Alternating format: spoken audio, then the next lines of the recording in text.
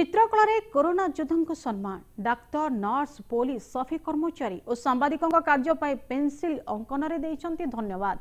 महामारी कोविड-19 दाउरू रक्षा सरकार लॉकडाउन घोषणा कर कोरोना योद्धा माने आमको सुरक्षित रखापी दिन राति परिश्रम करुँच तेणु से कार्य को सम्मान जनाई आमे अଯଥା घर बाहर को न जावाई निवेदन कर शिल्पी तथा चित्रकार विश्वजीत राउत। भुवनेश्वर निवासी विश्वजीत मूर्तिकार तथा 3D आर्टिस्ट रूपे बेस परिचित थिबा बेले एबे कागज रे आंकिछंती कोरोना योद्धा चित्र। नियारा चित्रकला माध्यम रे योद्धा को उत्साहित करने सह लोकों को सचेतन आह्वान देछंती।